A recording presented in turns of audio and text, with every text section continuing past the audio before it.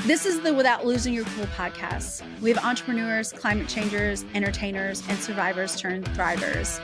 You do not want to miss a thing. Hi, my friend. Hi, friend, who I love. Who I love. Thank you for coming on my podcast. Thank you for having me. Yeah. I mean, there's so much we need to talk about that we can talk about that is so important for my listeners, but also for me as your friend. And for me as your friend. Yeah. And we take therapy. We do a lot of therapy together. We do, which is important. It is so important. As friends. Very, very, very important. Very important. We actually, for those of you watching, I used to own a gym in Toronto called the Toronto Tybo Center. And you're going to hear Gracie snoring. There's nothing I can do about it. This is the plus and minus of recording a podcast at home. Serious plus. Yeah. Serious plus. She is a plus. But I used to own a gym in Toronto, and that's where we first met.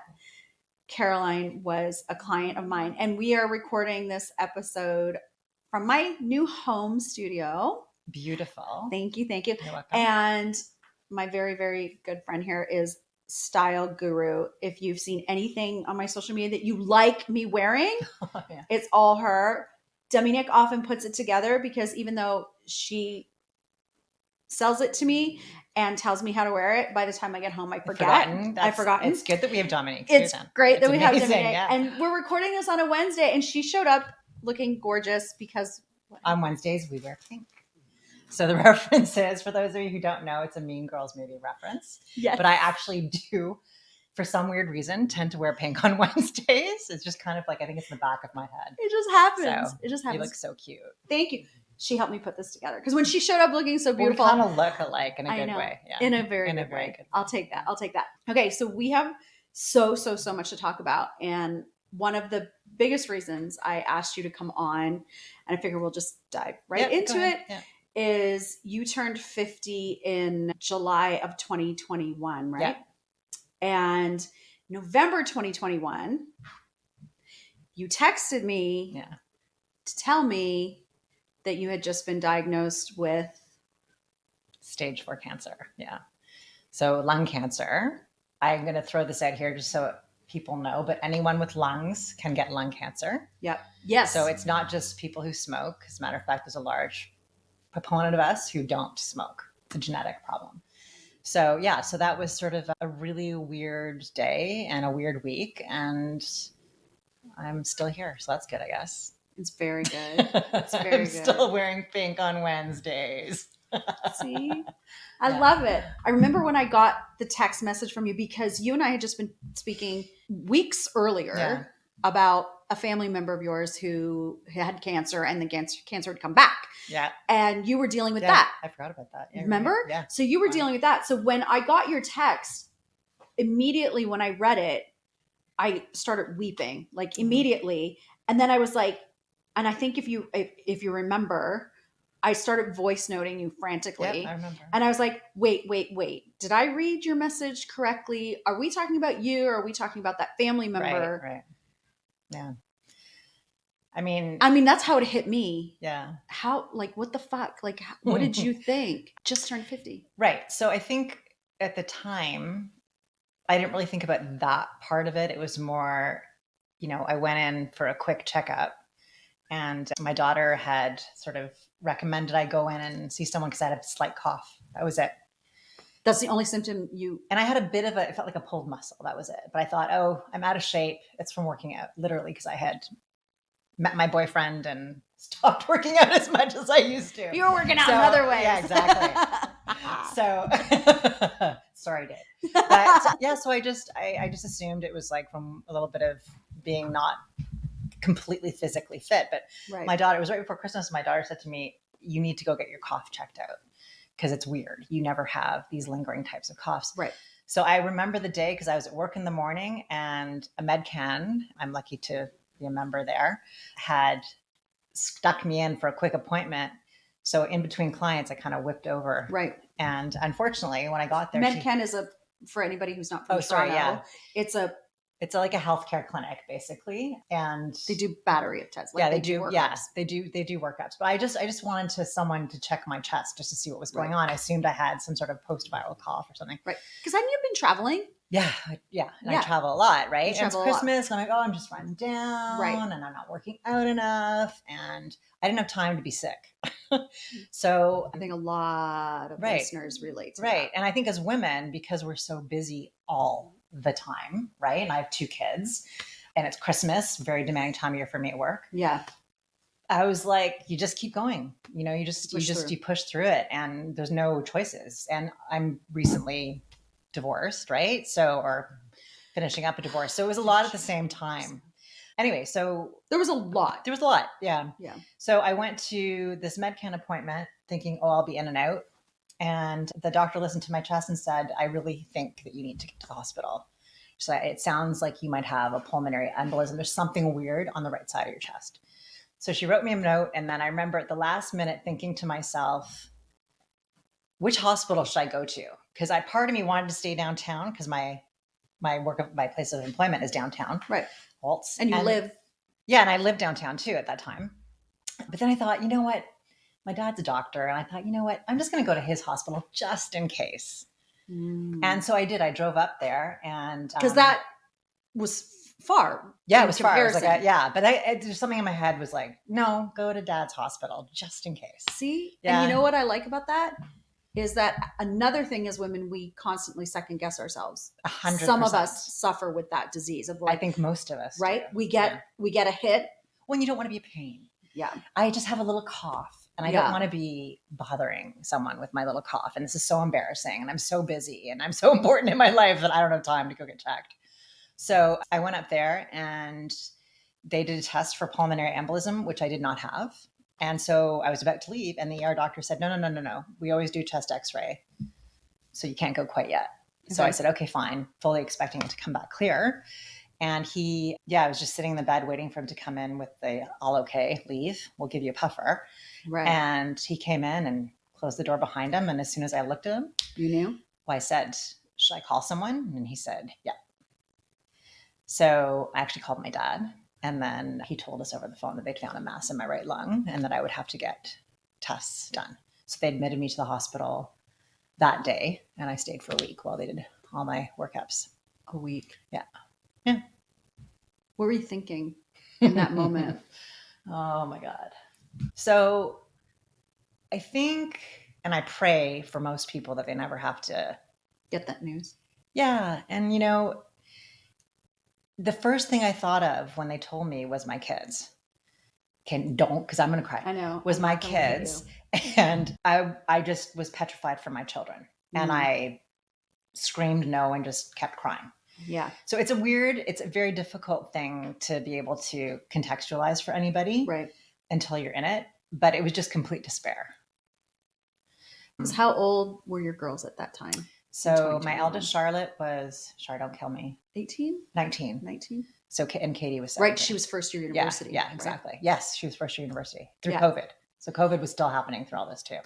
Right. We can't forget that. Because you got to stir up that pot, make it really nice and thick. Which also, I mean, again, going back to that intuitive hit that you had and the fact that you listened to it, because here in Toronto and in Canada, we were dealing with COVID very much in a way where care was difficult to receive. And I know a lot of people in a lot of cities, a lot of countries were having the same experience. So in a really shitty, most awful circumstance to have that ability to say, I'm going to go to my dad's hospital was, excuse me. Yeah. I think it's a little bit, I'm not gonna lie, a little bit selfish of me, knowing that I'd have that extra person there if I needed them. I would have done the same thing. I think all of us would have done the same thing. Yeah. I have a girlfriend who's worked at a hospital since we were in high school and she was in admin and now she's in bed allocations. Still to this day, like when we have anything that's urgent, and I mean, I think anybody would pull this privilege card, we reach out, of course, to her. Like we don't abuse it, but when you need something, when it's something big like this, it is definitely privilege. I acknowledge that. And healthcare in Canada is differently run than in the States. You can't sort of pay your way in, which is a luxury in the States, or if you have insurance to get all that taken care of. But so I was glad that, my dad, who's a doctor, was there, and he kind of, he just made sure the right people were doing the right things and everything. But it was. So who'd you call after your dad? Oh my God. A lot of it is kind of Blurry. I'll be honest. I know I texted my boyfriend and just said, you need to come to the hospital right now, which he did. And then I remember a really weird conversation with the ER doctor and my dad, because I remember saying, I've got to call the girls. I got to call Shar. Mm-hmm. And my dad looked at me and he said, you're not telling the kids. And the ER doctor looked at him and it was like, how you figure that? Like, how is that going to operate? Right. He said, no, did he mean like carte blanche? Ma'am, not you're at not telling all? the kids. Yeah. You're so close. Well, first off, you're so close. Yeah, to but I think he comes from that generation where Yeah. don't burden, right? And I was like, Yeah. I have to tell the children, they're going to know anyway. Right. And Charlotte had to come home she's at a university outside of the city, so she was going to have to drive back.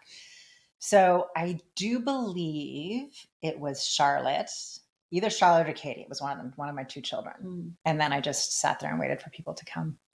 So, but it was tricky. So COVID, like, again, we had to get special permission for people to come in. I know. But yeah. And then I think it was a week I was in there and the kids slept with me on a mattress I remember some of the photos. Yeah. So weirdly, you're in such a state of shock that it kind of none of it registers really. I just remember the other thing I remember, like, really kind of being like, what was when they finally had done enough tests and they came into my room.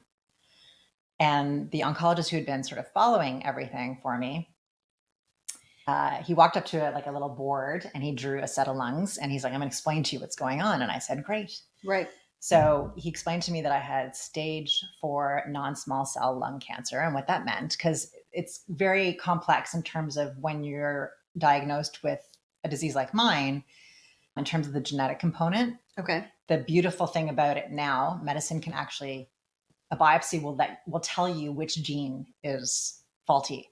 Wow. So, which is incredible. So I have one called EGFR, and like to that level they know. So when they give you medication, it targets that specific gene. So that's the good news. Wow. But he kind of went up to that chalkboard or like a eraser dry board and was explaining everything to me. And he drew the lines, like really kind of these 2 big lumps or whatever. Right. So he drew in my primary tumor, which on the right side, which is like 8 centimeters. And then he took How big is a lung? Like when you say 8 centimeters? I don't know how big a lung is. Anybody know how big a lung is? How big is a lung? Well, I mean, these are our breasts. I have a big set, so I don't know. And we're loud talkers, so perhaps our lungs are bigger than most people's. Yeah. So, because 8 centimeters is not insignificant. No, it's a big one. Yeah. So there was an 8 centimeter tumor on my right side, and I had a pleural effusion all around the right side of my lung as well. What's that? It's like a liquid, like a sac. Yeah, almost like what happens is you get this fluid buildup in your lung because your body is trying to fight the cancer. So it's like white blood cells. So that's why I was having difficulty breathing, and that's what was making me cough. Right. So, and the tumor. So anyway, so he's showing me the pleural effusion and the tumor. And then I'll never forget this. He takes the marker and he moves over to the other lung and starts drawing all these little circles. And I looked at him like, what is that? And he said, well, that's your other lung and you have innumerable. So we can't even count how many there are in your left lung. So I just sat there and I thought, okay. And at the time, you're not really processing. So I'm like, okay, well, they'll fix it. So yeah, long story short, I think it took a couple of days. I was more focused on the fact that they could figure out what the gene was, which I thought was so amazing, the science behind it, because I have a science degree as well as doing all this. So yeah. See, so there a you blessing go. And not, because I'd like to know what's going on. Yeah. But so yeah, we were in the hospital a couple of days, and then I remember there was an intern who came in and one morning, and I finally asked the question. I looked at them and I was like, so what's the prognosis? Like, I know I have lung cancer, and I understand. I have all these, and it might be in my bones. At the time, they weren't 100% sure yet. It might be in my bones, but like, what am I looking at? Okay, so where along the way did they say, oh, by the way, we think it's in your bones too? Like, close to mid, because they knew I was stage 4, but there was a couple of tumors that they weren't 100% sure about, because you can have benign tumors in your bones and stuff like that. So had you now at this point gone through a CAT scan, an MRI? Like bone scan, brain scan, like everything. And they do a series of tests. It's not just sometimes they'll do MRI and they'll do other scans just to really validate the CAT scan. Mm-hmm. So can I ask you so it was lung and it was in both lungs. Yeah. What triggered them to think, or is it just standard? It's standard. It's standard. They're like, well, if it's here, let's. rule out that it's anywhere else. Right. So I once guess it's what is spread it? to, Yeah, I was going to say once it's it's malignant, spread, right? they're When like, it it's spreads? malignant and we got to see where else it went to. Got it. So for me, I had gone to basically all my bones. So from my skull, my spine, my ribs, my clavicle, Oh my God. my pelvis is riddled, Were you freaking both out? of my hips. Are you still freaking out? I mean, it's a really interesting question. So depending on the day, I freak out. So what I mean by that is prior to an amazing organization called Wellspring, it's a Canadian cancer support group, I used to think of my body as rotting, and I would just sit there and feel like literally I could imagine, because I'm a very imaginative person, And you have a visually, science background too. what it was doing to my body. And I'd seen the x-rays and the CAT scans. Some days I get angry and I think of my body as rotting. But Wellspring, thankfully, this amazing cancer support group I joined probably about a month ago now. They run workshops that allow you, it's a self-care workshops. So it actually, they do meditation and visualization to help you think about who you are and what the cancer is and things like that. And they actually taught me how to look at it differently, be kinder and gentler to my body. Right. Which has been helpful. But again, it just sort of depends on the day. So what does kinder and gentler to your body look like when you're fighting stage 4 cancer all over your body? That's a really good question. For real though. Like, right? Like and I've told you this, my admiration for you is like to the depths of the ocean. Don't make me cry. Because I can't fathom. First off, I can't fathom it as a woman, but knowing how close you are to your girls and how much you love them. You know what I mean? Yeah. So, and every day you get up and every day you fucking rock your life and every day you look like this. And I know not every day is a great day, but like, okay, so I have told you this. Like people are like, oh, you're so strong. No, I would be in the fetal position every single day of my life if I had that news. I know you would. I think I would. And I just, so how? Like, well, as you know, being a woman and being a mother, you aren't provided with choices sometimes. Yeah. And love conquers all. So I'm not going to lie, I've had some really dark days, really dark. I'd say 90% of my days are pretty good. But as I said, I'm also going through the divorce still and all that stuff too. And I'm working full time, and work is a blessing. So, but when you talk about love, I mean, the primary source a child, which you still are somebody's child, is supposed to get love from is their mother. You're right. Yeah. Yeah. And I'm really close with my girls. Yeah. But you don't have a mother who's. No, I don't. Yeah. She's not as present as I would like her to be. I've decided that, she's older, my parents are in their 80s, and I think my dad's still working is amazing. He's a physician who loves to give back, and he can't imagine. I remember asking him, why haven't you retired? I asked him that one day, and his answer was because my patients need me. Aww. So he's very committed to healthcare and helping. And my mom, she's had her challenges throughout the years, and I think just mentally she might not be able to process what's happening to me, and her best way of coping is staying away and just kind of pretending that I'm okay, and I have to be, it hurts a lot, but I'm trying to be understanding and manage my. Meanwhile, while fighting for your life, literally. Yeah. Yeah. Well, the joke of it is, like, I think the fighting has started, but the really bad part of it hasn't started yet. So once my meds stop working, that's when it's going to get kind of crazy. Because eventually what happens with cancer in general, in case people don't know, is that over time, once you're on treatment, so I don't do chemotherapy, I do something called targeted therapies. I take a pill. I'm lucky. And that's going after that gene? It goes after that gene. So I have some side effects. I've been blessed in that, my major side effect was weight gain and hair loss and, brittle nails. Yeah. But a lot of people have really debilitating side effects. I was okay. So thank God for that. But I'm sorry, I've lost track of what we were talking about. Well, we were talking about, first, way back, we were talking about Wellspring and how Wellspring helps you to cope, essentially, and make sense of it. Yeah. But now you were saying that what people don't know about cancer is eventually the medicine stops working. Thank you. And see, there you go. And cognitively, I find it get jumbled really easily now too. But we're also in menopause too. Fair. So it's like a double whammy. Yeah. So, I put on the weight. I kind of am managing through my side effects. But the thing that comes up over time is that my medication and several of these cancer medications now only work for a certain amount of time until your cancer mutates. and all cancers mutate. Everyone that has a cancer, it will eventually mutate. Really? Depending on the cancer, some take longer than others. Right. Mine is aggressive. So on average, you have about 2 years before it will mutate. That can go longer or shorter, depending. And then within that context, my longevity, so my lifespan will be, they told me 3 to 5 years. And I'm about 16 months in. So now having said that, there are people who do better and there are people who do worse. Right. So the biggest challenge with my life is knowing, is living with that. I'll be honest. A timestamp. Yeah, I'd rather someone tell me the date, like you got a year, which is what actually in the beginning, they did tell me. Yeah, they said you have a year unless you respond well to this medication, which I did. So I have more time with my girls and with Dave, and my friends. Yes, and my friends. No, but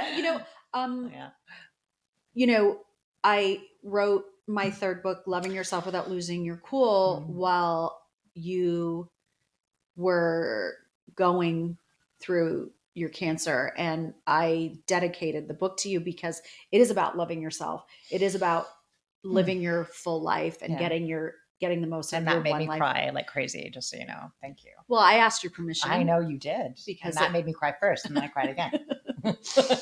But, I in a really shitty situation, which that was that news and what you're fighting is, it is beautiful that you have found this person. Yeah. Oh my gosh. Because he'll be embarrassed, but yeah, like my marriage fell apart. But yeah, the flip side of that is I had met my current boyfriend, Dave, I think maybe 6 months before I was diagnosed. And he has been steadfast, a rock. His family has been incredible. I'm so blessed to have him. He's my caregiver and my friend and everything all wrapped up in one. So, and adventure partner. I love. Oh yeah, he totally is. I love that so much. He's my travel buddy. He is your travel buddy. And the beautiful thing about your relationship with him and what I've witnessed in you, because I've known you, God, Michaela was 2 when I had the time. Oh my God, that's so crazy. That long. I know. And she's 26. So Caroline started we're not old. Don't say that. No, we're not. We're not. They are. That was a typo. So I met you.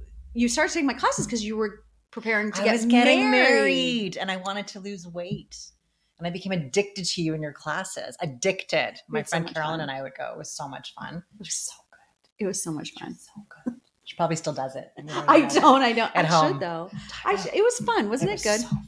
It was a good time. We had a good time.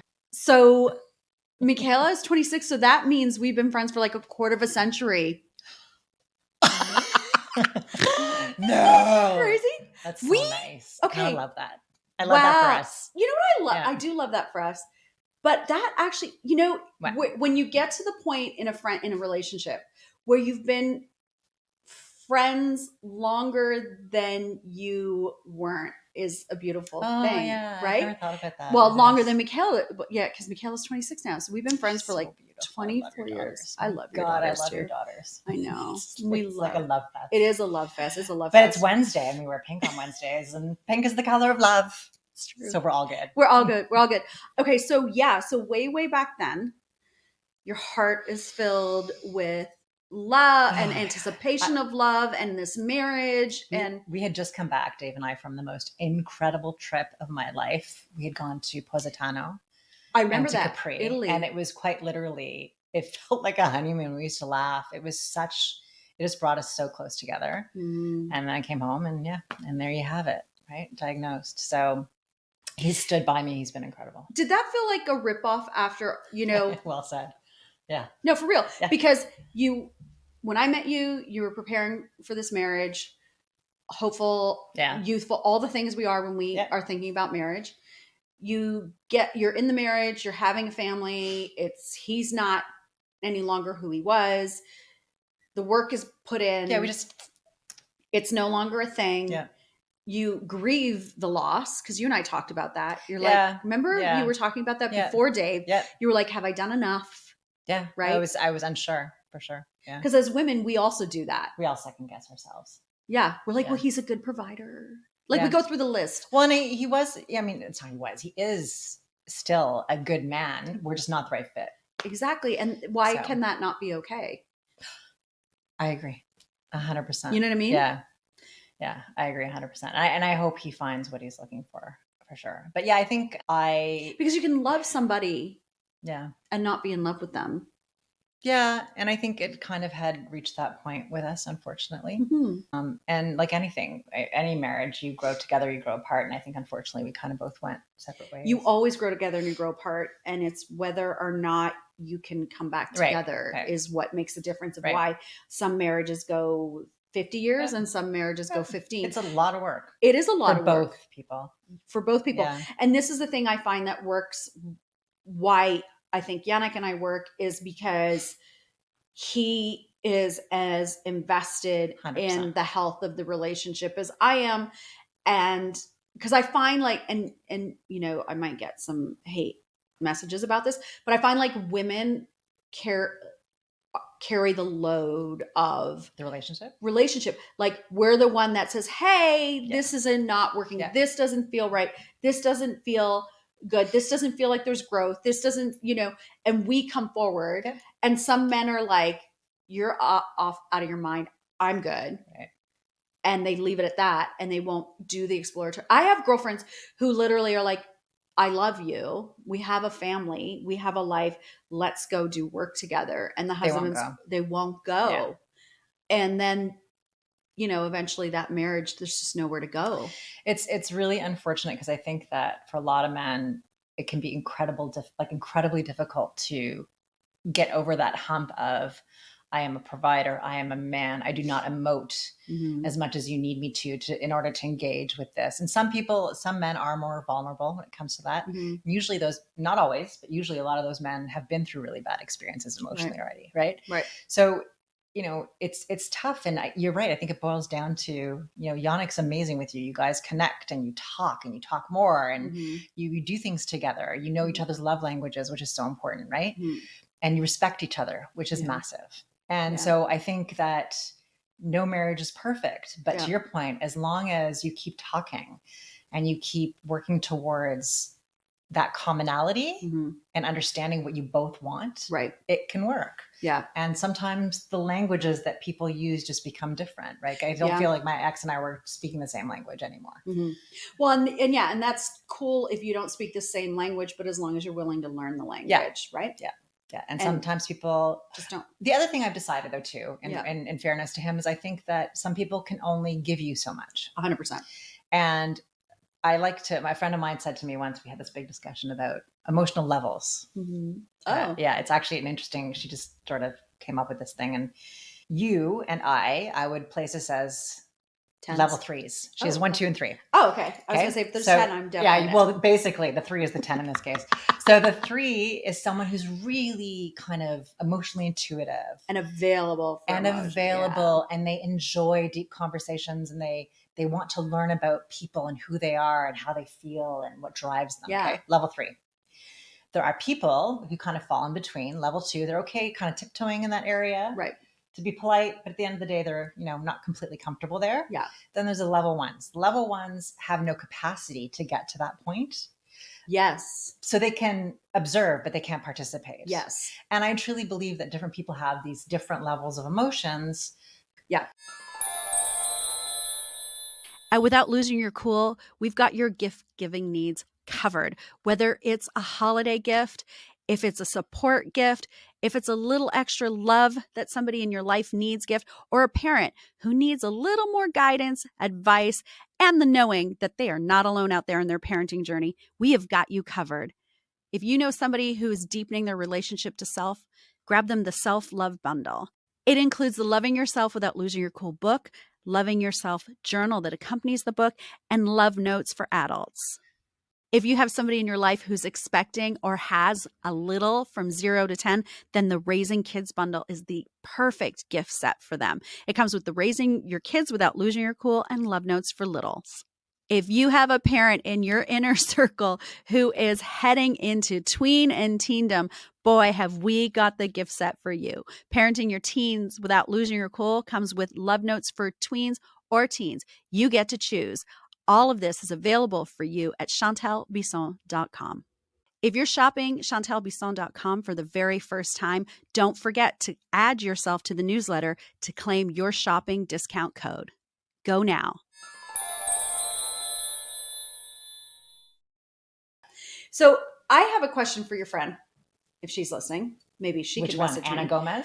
Is this the one who gave you the three? The Okay. three, yeah. Okay. She's awesome. Okay. So how does one deal with somebody who dumps like a level 3, but receives like a level 1? So guys, yeah. I've had some girlfriends like Right. that, where it's like they dump on you Right, and take your strength and need you to hold them up through really painful, difficult times. But then when you turn around and you want to share anything about your own self, that's like, I need some friend guidance or advice. And they're like, I need support. There's like crickets. Well, I can tell you what I think, just based on my current experience with cancer and what that's done to my friendships. And some people have become closer and some people have completely drifted out of my life. And again, I attest it back to the Gomez theory. Let's call it that, my friend Anna's theory. And that some people who aren't level 3s don't necessarily know what to say or what to do, or even just to be present. Mm-hmm. So for people like that, I'll be blunt. I sort of accept them for who they are and I don't expect anything out of them. And I think, I can't remember who said this, but I was scrolling through TikTok one day, that expectation is a life ruiner, because you're a very giving and caring human and you will give to anyone. If somebody needs an ear, if somebody needs a drive, you're there. Like, you're the person who is happy to help always and go deep. Some people just, that's not their comfort zone. It's not what they can do. And I've had to assess even close relationships of mine and go, okay, this person isn't able to talk about, what happens when I'm gone, what that's going to look like, MAID even, which is medically assisted dying, which I've already investigated because I want to know how it works. And when I have to get to that point, what I need to do. So some people can't cope with that. And it hurt me so much because some of these people were my people. Mm-hmm. And then I realized one day, you know what? I'm not being fair. They can't give me that part. So I kind of don't go to them for that anymore. I'll go to them for the things that they can give me, and I'll welcome and take, happily from them. Mm-hmm. But there's that level theory kind of works really well. And I think that once you go through a crisis, you really start to understand what people can give and not give you. And you have to develop some sort of acceptance, because expectation's a killer. Yeah. Right? And it's funny because I talked about expectation as well. And see, I have to say that what I've decided about expectation is that it's not necessarily wrong that you have expectations that people can't meet. I think we're okay to have expectations.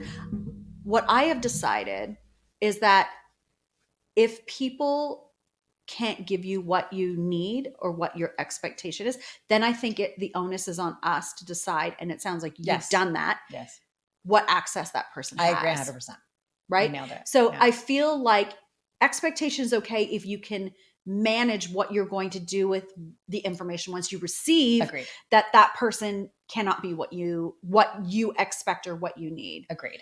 And then you either continue on in the relationship or you cut ties. Yeah. And I think it's understanding the relationship, whether it's a marriage or a friendship. Mm-hmm. Your husband or your partner can't be your everything either. No. Right. So, I mean, there's things that people like, there's things that my partner likes doing that, I'll participate in, but is it my favorite thing to do on the planet? No. Does he have, other people in his life that potentially will do these things with him and make him feel complete? 100%. But I think that also applies to emotions and not just about activities, right? Right. So you might not get that, like the pat on the back from someone who is very stoic and can't emote to that degree, and they happen to be your spouse, but you can call your best friend, Shantelle, and say, honey, like, I'm having the worst day. I can't take it. And then know that she will give you that support. And then I think it becomes a decision, to your point. Is this person the right person for me if they're not meeting that need? And how great of a need is it? Right. Right. So if you're married. Can I live joyfully and completely at this level of what that person can give? Right. Which is sort of what happened to me with your marriage. So he was more of a level 1. Yeah. And I am so hungry about life and living it that it was a big struggle for me. Mm-hmm. So, but I have to say, because I've known you since you were preparing to get married, and now in your relationship, so crazy. And now in your relationship with Dave. And I have to say, I have really thoroughly enjoyed that trajectory Oh my for you gosh. from where as you were leaving the marriage yeah. and watching the trips you started to take, and even just watching Yeah. just how you walked into a room differently, Yeah. you know, like more inside yourself. You were Yeah. more inside yourself. Well, and I think that's sort of, again, where this level concept comes in for me, because, you know, again, it's like whatever you are okay with. So I need to be a level 3 person. That's who I am. And I need to emote, and I'm actually crazy emotive. And like, that's why I'm in fashion. Like, I hunger for stuff, and probably, you know, extra is extra, because on Wednesdays we are pink and we match. So yeah, I think, you know, you just, again, I think in any relationship, it's understanding the other person. Yeah. Even if they don't have the capacity to understand. So you're talking about a person who's level 1 with a person who's level 3. If you're who dumps like a level 3. Okay, so that's pretty interesting. But receives at a level 1. But that, at the end of the day, that means they're a level 1. That means that they've learned enough to give it right back to you, but they're not able to participate. Yeah. They dump on you. Right? They dump on you like they're level 3. Yeah. But they're not there for you when you need to be your level 3. Because they can't really participate in that. Interesting. So they're still really level 1, pretending to be a level 3. Yeah. It's like that song, "You're just a 3 dressed up as a 9. You're only wasting my time." What song is that? April Wine. Oh, come on, don't you remember? I do. I'm not going to sing it because I'm terrible. No, do. Yeah. No. Yeah. Okay, so let me ask you about what? Because I don't talk to you about year 5 ever. And when you told me year 1, I was like, we don't have a year 1. We have a forever plan, you and me. Yeah. Well, year 5 has been a topic of discussion lately around my with family your girls? And stuff. With my oncologist, with my team of oncologists, because there's a team, whole panel of us. Right. Of us. It's like I'm an oncologist all of a sudden. Well, I didn't know enough. How crazy is this? I didn't know you had a science degree. I have a Bachelor of Science. And I also did a BA in history and French. So, see, I knew that. And then I went back to school in Parsons to do the fashion part. See, I knew the last year. Apparently I like to learn things. So you have a big brain. I don't know how big it is, but it's hungry. I don't know. I don't know how big it is, but it's hungry. Well, it's big if you can do sciences and get a degree in it. Yeah, I barely passed it in high school. No, I mean, it's a different, my problem is both parts of my brain work. That's not a problem. So, but my comfort space is in the creative space. That's where I'm more comfortable. But yeah, so my team, even recently I was speaking to my primary oncology, we call him a quarterback. He's like my guy that contacts everybody else. And I said to him, because everyone keeps saying, you're doing so well, which by the way, I am. I'm doing really well. I'm able to work. I'm able to dress myself. I'm able to, somewhat, other than the weight gain and a little bit of hair loss, I don't think anyone would know that I'm quite ill. And travel, you still travel? Yeah, and travel has become a little bit more difficult lately, but I'm leaving in June for a month, so that'll be good. But on the inside, you feel it. And this is another struggle that people with cancer have. A lot of us, unless you're in chemo, everybody, you look pretty good if you're on treatment. Right. And I have a lot of bone pain. I have a lot of bone pain. And recently I said to my oncologist, I'm like, I just want to, you keep telling me I'm doing great, which is awesome, because I'm glad to hear that. And especially for someone with my severity of illness. Right. He's like, you're the perfect patient. Okay, great. Everyone keeps saying I'm doing great. So does that mean I have more time? Yeah.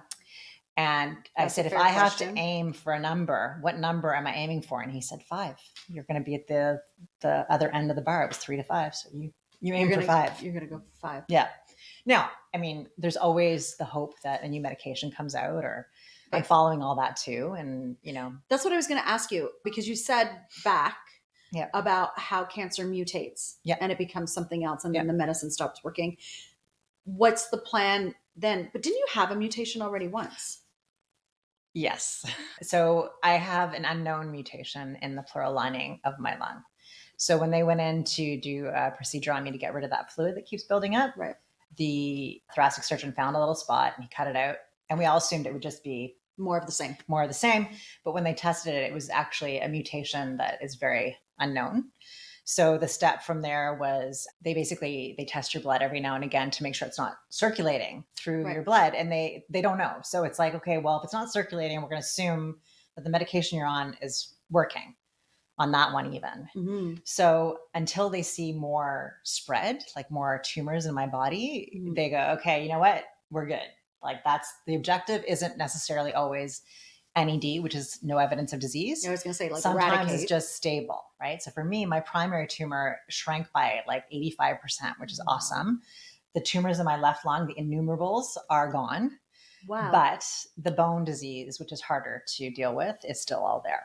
So that's where we're really watching. And then I'm due for a brain scan too, because typically that's where it goes next, is the brain or the liver. So how do you get up in the morning when you think about all this? You don't think about it too much. You just don't. There's no point, right? So the one thing that, again, Wellspring has taught me through talking to other patients is the whole idea of living in the moment. And it's really, really, really hard. No shit. Like it's so hard. And I fail a lot at that. Yeah. And, again, I'm still going through the divorce. I had just before COVID, I had just moved to Holt Renfrew, the new company from Saks. Right. So I was starting out my life. And the new love. Yeah. And, I'm not got before it was too late. Yeah. But, I'm not going to be around for my kids. I'm not going to be around. We don't know that. We don't. I already told you. We don't. I do have decided. You've decided. Okay. I have decided. Well, then it's done. It's done. Why even talk about it anymore? No, I hope. I do. I hope. But I have like little plans for them just in case, like for my grandkids and things I'm going to leave behind. Are you making videos? Not yet. I'm not quite emotionally ready to do that yet. Fair. But I've been doing some other stuff that I'm not going to mention right now in case they watch. But some surprises. But I don't think I think about it until I think about it. And when I think about it, I go pretty dark. And that's okay. Yeah. It's okay to not be okay, right? And then I have to pull myself out, or Dave pulls me out, or my kids pull me out, and or the doctors pull you out. My God. Okay, so Charlotte, bless her little soul. She's my older. Well, she's 21. I know, but she's a neophyte adult. That's what I tell her. She's like a baby adult, a neophyte adult. She's not quite an adult yet. She has a good sense of humor, and she just kind of knows how to get me going and laughing. And to be honest, like, what else are you gonna do? Yeah. So we just kind of do that, or I take a trip is usually my best medicine. Yeah. Or even like on the way here, I do silly things like I was about to turn onto the street to come see you. Yeah. There's a stop sign. There's a lilac bush on my left. And I just took an extra couple seconds at the stop sign so I could look at it for a bit, absorb it, be in awe of it, and then come here. So I'm trying to do more stuff like that. So they'll distract me. It's more about being distracted, I think, than anything else. And also take in the moments that so many of us just don't see anymore. Yeah. I mean, you have to, like, Dave took me this past weekend. I had a really busy week at work and physically exhausted, defunct, like pain, lots of pain. Yeah. So Dave took me to Niagara on the Lake for lunch. And it's convertible. He just got up. He'd done all my chores. Aww. By the time I got home on Friday from work, all my gardening had been done and everything, because I can't really do it. And he put me in his convertible and we went for a drive to Niagara on the Lake for lunch. And then from there, he took me to it's a lilac garden. Oh, wow. Right somewhere outside Niagara on the Lake. But he knew that I loved lilacs. And so it's lilac season. Yeah. And off we went and kind of had fun in this little, it was like, I guess it's a garden. There's like about 60 bushes, lilac bushes. And we're having fun just goofing around, looking at them and being silly. And then as a joke, we drove to Niagara Falls. And like, I don't remember last time I was there. Did you do the Maid of the Mist? No, God, no. What we did was, no. We did the best drive-by ever. So we kind of drove past it, turned around, drove the other way, and pulled into an employee parking spot, and then jumped out, ran over to the falls, took some selfies, got back in the car and drove off. So it was perfect because, so just fun stuff like that. And that's what brings me out and reminds me what life is really about. And even work. I mean, work for me is so rewarding because I love helping people and I love bringing people out of their shells and making them feel confident and secure in their decisions and fashion and the rest of it. But it's rewarding and I get to look at pretty things and pretty people and make people feel really good. So that for me emotionally has been excellent, right? Because I'm giving back and it makes me feel good. And then my family and Dave are really excellent at coming up with these beautiful distractions for me, even if they're just little. Right. Right. And, Katie's graduating next week from high school. So that's been keeping me busy. Yeah. So life keeps you busy. So you don't think about it too much. Right. I mean, yeah. And will she live away from home for school? So she wanted to go to University of Hawaii, which is probably What's one of there? the furthest locations you can pick. Other than There's a marine biology program that she was considering. Wow, okay. She got in, she got a scholarship. We were all excited. And I didn't want her to go. But she came to that conclusion on her own. She said, Mommy, it's probably just a bit too far. And I said, yeah. So she's staying closer. And then my other daughter is, 3 hours away. Yeah. So it's been pretty good, which I'm grateful for. And amazing. Yeah. I'm talking a lot. Sorry. This is literal therapy for That's me. what you're supposed to. Okay. That's why you're here. Okay. To talk. All right. Thank you. Don't apologize. Don't even think about apologizing. It's free therapy. I love this. This is great. Yeah, again, because we're both so busy, we hardly get time to hang out. I know, ever. So let me ask you this, because I'm listening to your girls' accomplishments. So it's COVID. Yeah. And Charlotte graduates high school, goes to university. Right. In university, gets the news that her mother, her best, you girls are so close. You and your girls remind me of me and my girls, 100%, right? Like your favorite people. How do they stay so high level accomplishing of their things that they need to tend to, their grades, their social... Because their mom makes sure that they're focusing on themselves, right? And it's a challenge. Sorry to interrupt. You're not interrupting, you're answering. You hit like a little thing for me, because sometimes I worry they worry too much, right? It's like they'll baby me or they'll coddle me and they want to take me to all my medical appointments. And no, my objective for them is to become women, strong women in their own right. And the best gift they can give me, what I tell them is they need to focus on themselves and on their lives. That's what I want. So they've been pretty good at it. In the beginning, for sure, there were some bumps. Both of them had to take some time off school. Yeah. But you know what? Like one of them's writing her MCATs next month, July. So almost, because she wants to be a doctor, as I said. And then Katie's off to, her university of choice. So I'm proud of them. That's all I want. I mean, really. And I think you probably feel the same way to a certain degree, but I feel my biggest job in life is to raise my kids. Yeah. That is it. That's it. You've done a great job with that. Well, thank you. So have you. Girls, Ditto. Women. Ditto. And I'm sure a lot of you out there can appreciate that. I think a lot of us, I mean, why else am I here? I mean, hey, I have a great boyfriend and I have a lot of fun in my life and I've had a greatly privileged life. I've had such a good life. I really have. I can't complain about it at all. Even the bad stuff ends up being, ironically for me, since I've been sick, the bad stuff, some of it has turned around and become good. So just people that I used to have relationships with. So remember I was saying some people just kind of drift away. The people that I had strenuous relationships with, some of them, the relationship changed as a result of my cancer, and we're even closer now. And I'm grateful for that. And I've been through a couple bad things with some of my friends. And now it's like, you know what? We went through that together. But now we're on the other side and I'm sick and it all went away. Right. But we still have that closeness, right? Yeah. Which is the biggest gift.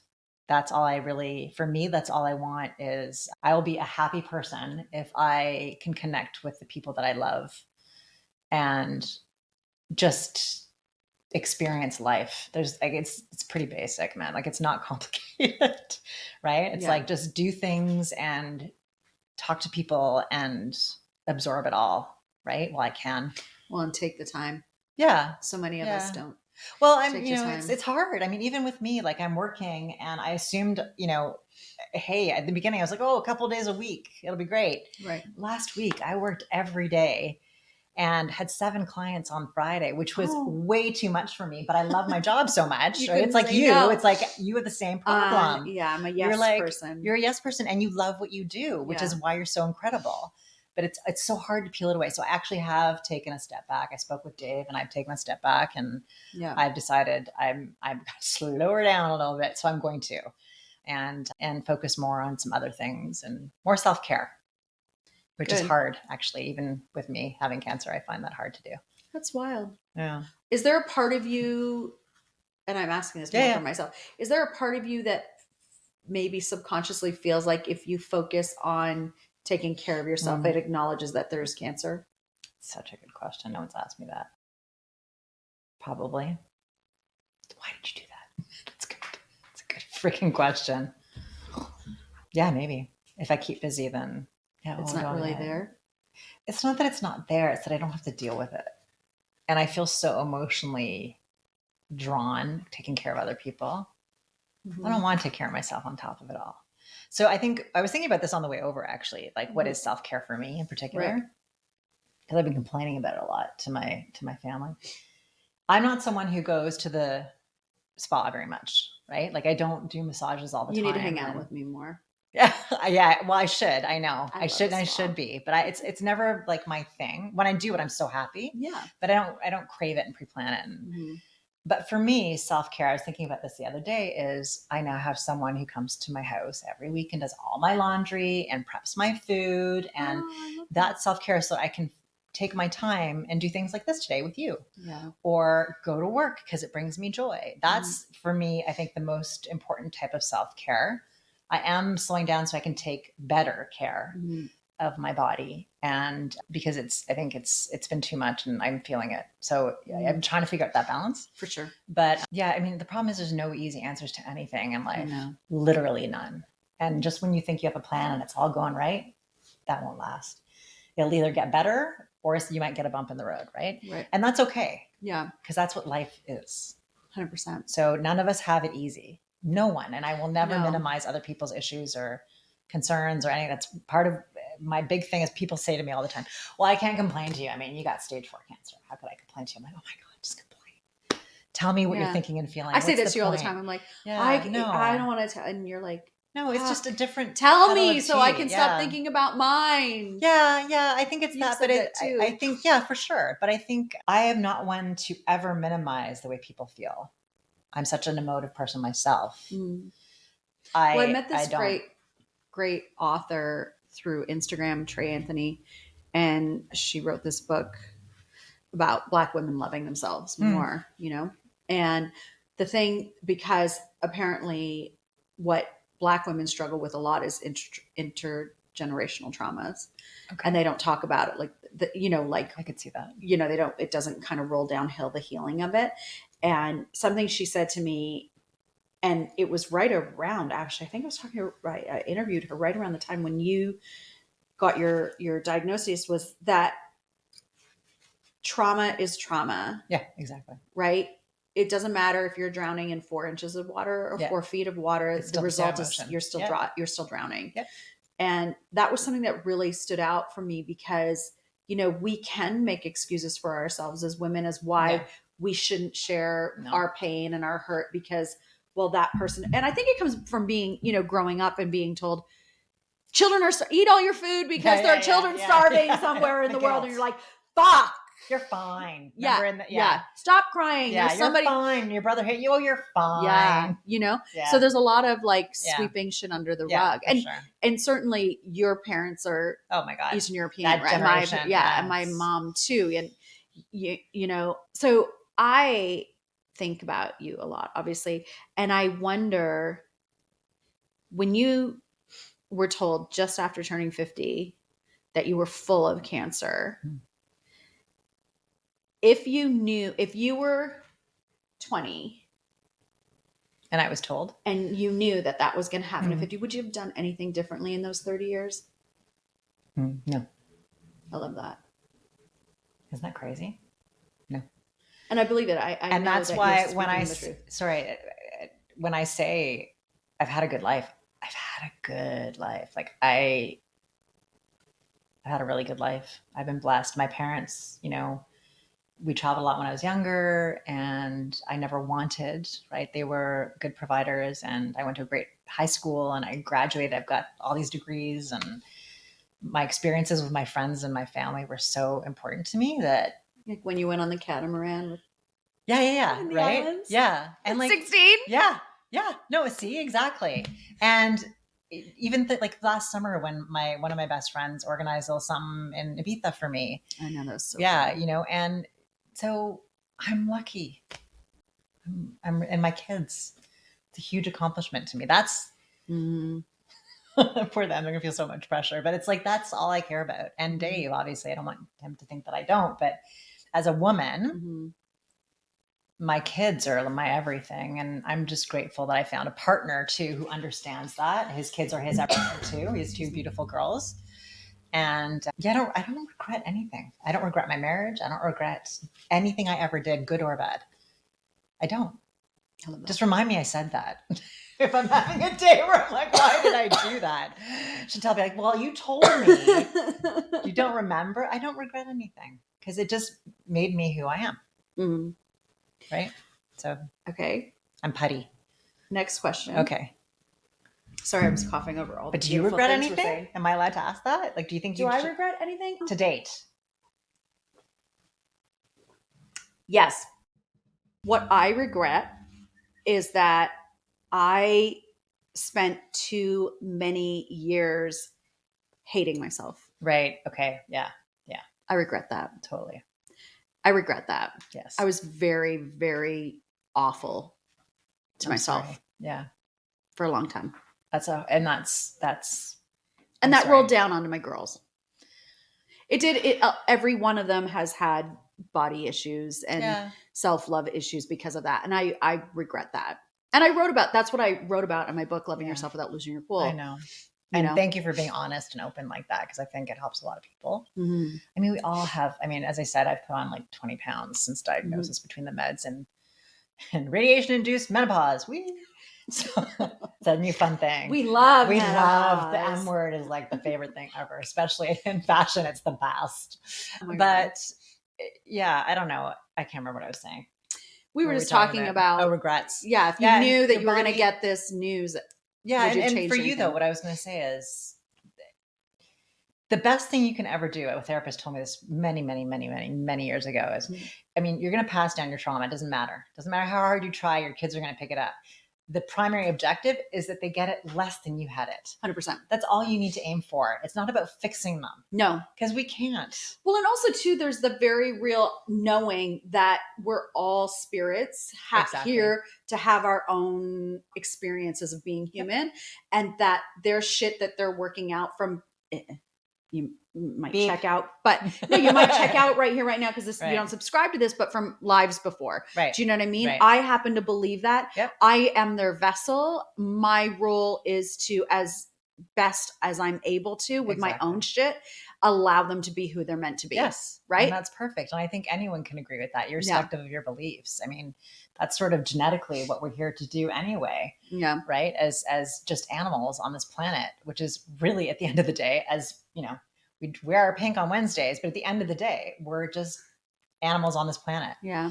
And I think, again, you're doing the best you can. We all are. And I think someone said to me, it was interesting. A really good friend of mine, I was out for dinner with her the other night. Her mom passed a few weeks ago. It's just my friend who's in from the UK. And I was asking her about the funeral because the funeral was in Glasgow. I couldn't make it because I couldn't travel at the time. Right. And I had watched it and on Zoom, and it was a great funeral as far as funerals go. Everyone was quite witty, and she was Scottish, so big sense of humor, big life, right? And so I was talking to my friend, and I said to her, I said, "So how are you doing? Are you okay now that it's done and everything's settled?" And she looked at me and she said, "I'm okay." Is that weird? And I said, "No, it's okay to be okay." Yeah. And she's like, "I never thought of it that way." I'm like, "Yeah, don't feel guilty because you're not crying every day. Well, but just be you." I don't think your mother would want that. No mother would want that. Yeah, but I think, no mother would want that. But I think some people feel, especially when someone passes, there's that, what is grieving? Does grieving mean that you're on the floor crying every day? Even for some people, it might. Yeah, it might be. It might be. But there's that pretense of, okay, well, obviously you didn't love them enough if you're not crying your eyes out every day. And I would hope that when I pass, same thing. I don't want people, if you're sad, cry, I guess is what I'm trying to say. If you're not sad, it's okay to not cry. And it was interesting talking to her about it because she felt such guilt. And I'm like, don't feel guilty. It's okay to just be you. Whatever it is, whatever you're feeling in that moment, that's totally fine. I didn't even think about that, right? The pressure. It goes both sides. Mm-hmm. You can be pressured to feel like a better version of yourself. You can feel pressured to fix yourself. Mm-hmm. And I think that's important. I think it's important to keep your mind open, your body open, and embrace life. Mm-hmm. But the idea of having to be a certain way, Mm-hmm. even when it comes to By mourning, societal self-care, standards, yeah. like anything, it's a lot of pressure. Mm-hmm. Like self-care is so important, but I think that there's that fine balance in life, you know, like what is real self-care at the end of the day to you as a person. Right. And for her, you know, she's mourning her mother in her own way. Mm-hmm. She doesn't sit there and cry every day. She just keeps going, and she has moments of sorrow, but it's just different. So I just found it really interesting that I had to tell her that it was okay to be okay. Yeah. And I thought, you know, it's so true. And I feel some days, like for me with the cancer diagnosis, I'm okay. Mm-hmm. And I'm okay to be okay. Mm-hmm. And I prefer to be okay some days because, you know, I get on some support groups. Sometimes I'm on these Zoom calls with a couple of other people, and a lot of them aren't okay. And I know at some point I will be there, and I have been there, and I will get back there. Mm-hmm. But I'm wasting, like, you just start to waste so much. Yeah. Yeah. And I think it brings into sharp focus how important every minute of life is. Right? And it's your minute. You decide what to do with it. And Yeah. stop with the guilt. Yeah. Right? Or the pity party. Yeah, that too. But that being said, you are allowed to have pity parties because it's a fucking bullshit. Yeah. Well, all cards of us to be dealt, right? It's a terrible hand to be dealt. What about your girls? In terms of what? How they're dealing, or no, like, I mean, how does it feel to think about them without you? Do you ever go there? Yeah, of course I do. Mm-hmm. It's devastating. I'm not crying. No, me neither. No, I'm not. I promise you, I'm not going to cry. I was prepared. Yeah, it's. I think about how they'll feel when I'm not at their wedding, if that's what happens. Like if Charlotte gets married, I think about, you know, when they have their first children.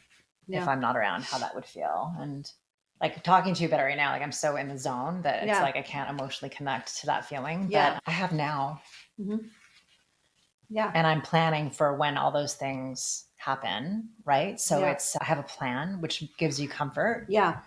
I'm going to force my way into their lives, whether they like it or not, even if I'm not around. I've actually jokingly, but not jokingly, we've talked about, you know, what I want to do when I pass. Yeah. And I'm like, you know, originally I wanted to be cremated, and I love the ocean, and I think sea life is my thing. So I'm like, I want to be scattered in the ocean. This is my whole thing. And then I thought about it. So I was like, forget that. Why would I want that? I could be in my kids' houses. Like divide me into 3. Dave, you get one little pot.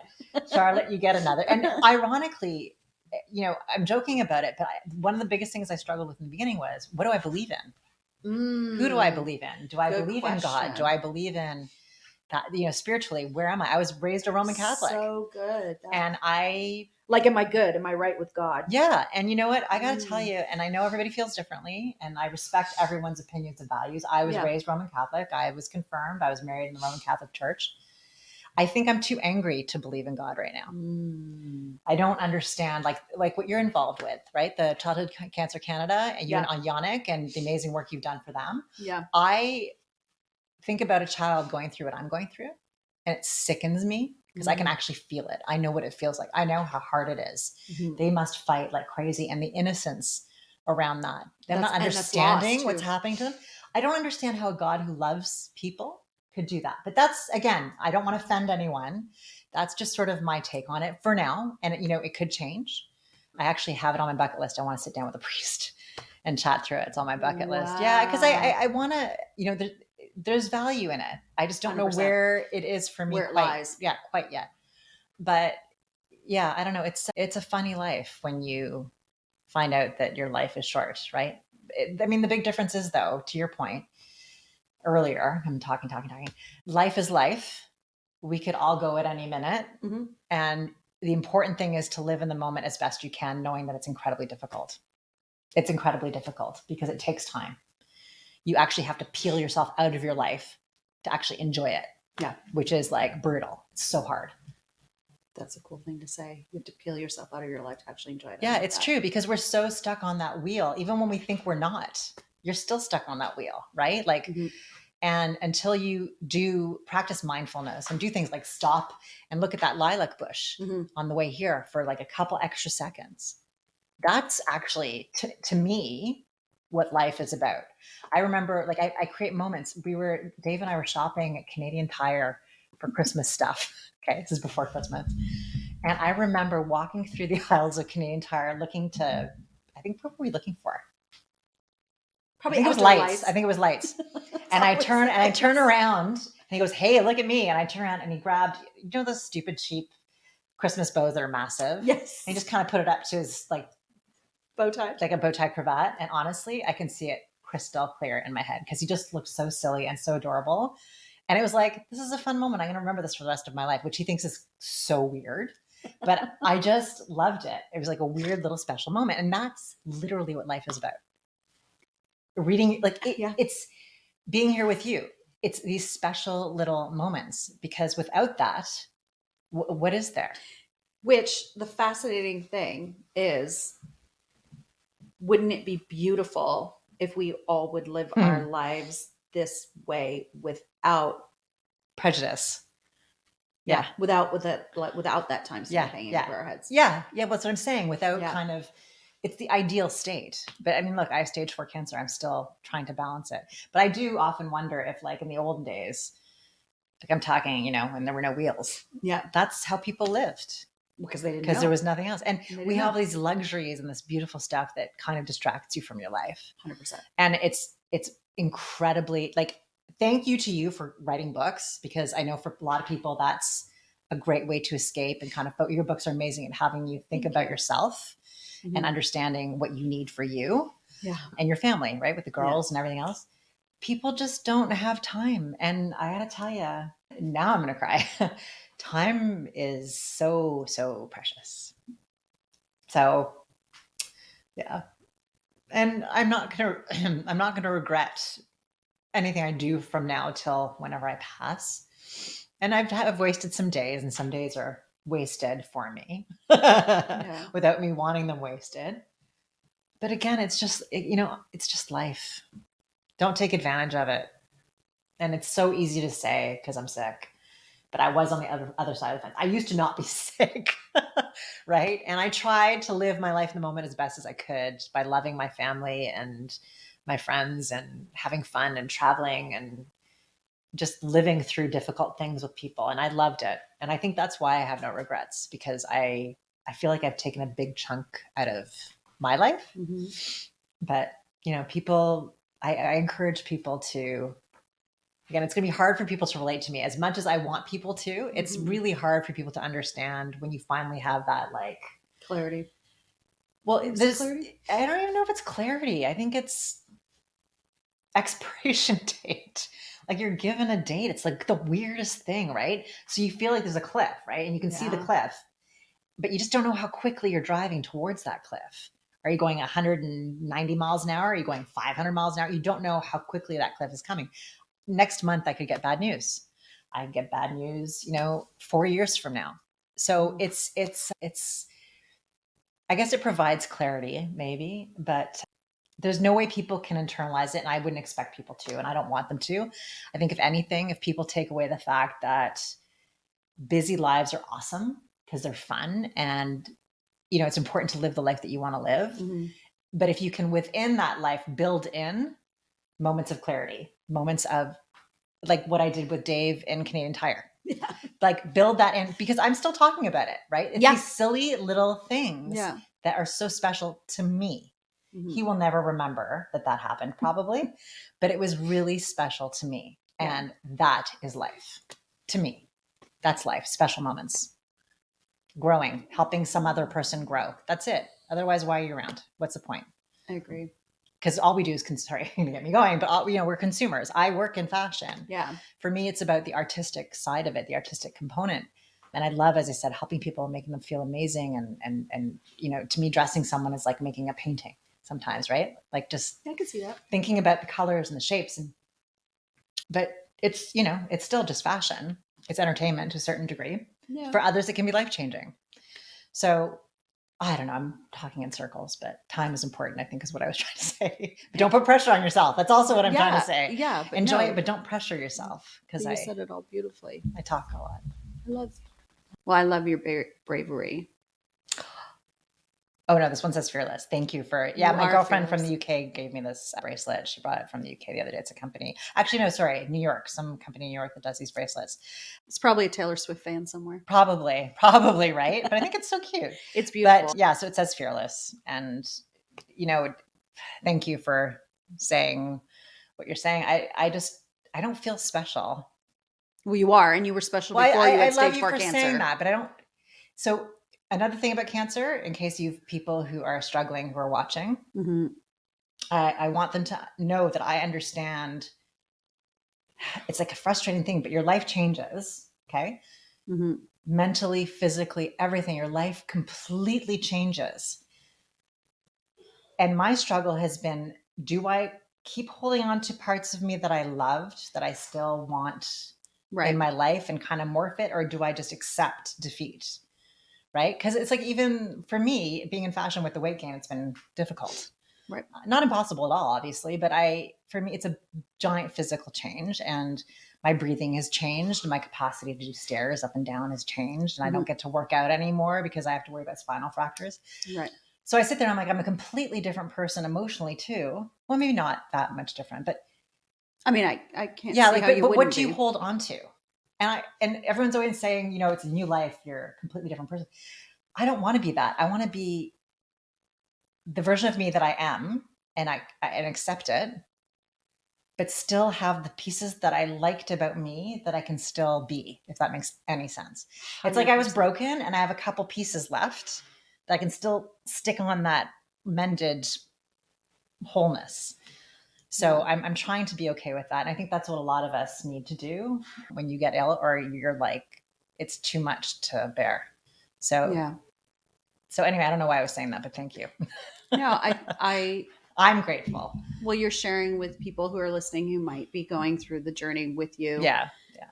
Also fighting that. Yeah. Relating. And it's scary. It can be really, it's a lot of people feel very much alone, which is again why I bring up Wellspring, because they changed that for me. That's awesome. We're going to put that in the show notes for sure. Yeah, they're a great community, and it's free to join, and it's all about support. Because even me, I have a strong family. I have strong friends who have helped me along the way. But until you're in a room full of other cancer patients, it's like alcoholism, AA. It's like anything. Yeah, you sit there and you have nothing in common with the people in the room except for the fact that you have cancer. But yet you feel connected to them. So they're an amazing, amazing, amazing community of people. So, yeah.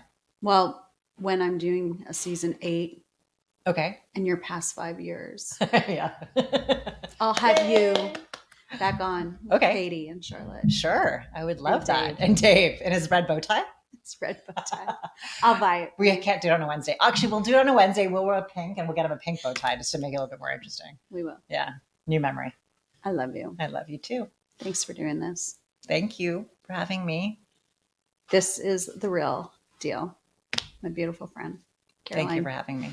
Honestly, it was like therapy, and I appreciate that, and I love you. And I know you've helped a lot of people who are watching. Hopefully. Wellspring, right? Wellspring.ca. Perfect. Amazing, amazing, amazing. Can't say enough about it. 5 years. Let's aim for 7.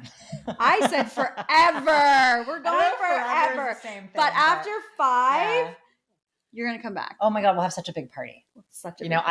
You've heard it here. I'm having a party on when we cross the 5th anniversary. It's right before Christmas. Perfect. So we'll just have a rager. I won't be able to dance, but I expect you to dance for me. You'll dance. I'll just kind of shuffle. We'll just woohoo. No jumping for me. But okay, done. We'll do that. Okay. Done. Thank you for having me. Thanks. I'm so grateful you joined in on this conversation. Subscribe where you're listening, leave a comment, connect with us on social media for more, and all the links, you can find them in the show notes. We will see you at the next one.